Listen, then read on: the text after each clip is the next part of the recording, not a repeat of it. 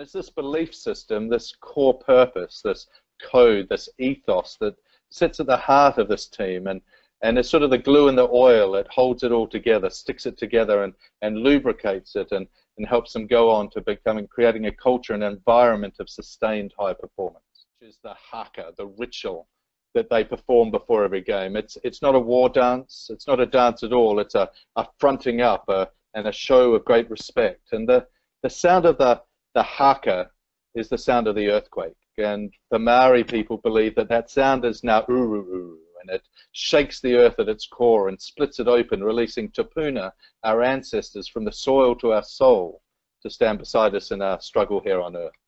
And it's based on the most ancient and profound of Maori spiritual ideas, the idea of whakapapa, the idea of lineage, of ancestry, that we're a long unbroken chain of human beings stretched from the beginning of time to the end of eternity, and we're all standing arm in arm, linked arm in arm, and the sun shines for a moment, but just for a moment on this time, on our time. And it reminds us that we have a fleeting moment in this life to make our mark, to make our difference, to write our chapter, to be a good ancestor, or as the All Blacks say, to leave the jersey in a better place.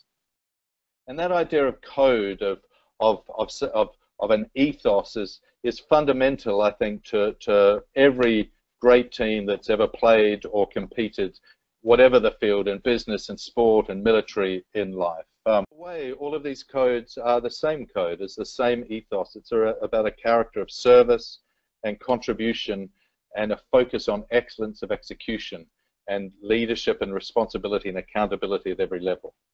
2015, I had this opportunity to go inside, as I say, base camp. You're living at altitude on a glacier. It's a very difficult environment, and I think there were three lessons I took from it that I'd like to share today. And it's about aptitude, altitude, and attitude. I think one of the secrets of great teams is that idea of getting the right people on the bus and the wrong people off the bus, of making sure that the team is the right team. They say wars aren't won or lost on the battlefield, they're won or lost inside the platoon. They're lost in terms of the chemistry of that team. Lesson 2 is about altitude, and what you realize when you're at altitude is that everything is difficult. Everything is problematic.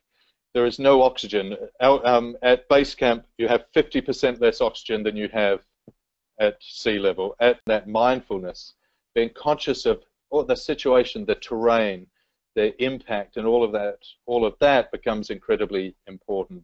Attitude, which is that idea that in the end, it's a small group of human beings that make the decisions that make things happen. You know, you can have all the aptitude, you can have all the altitude, but in the end, that attitude, that let's get this thing done, and that investment in that lower, and that idea of leadership at every level, that distributed leadership model, really starts to make a difference.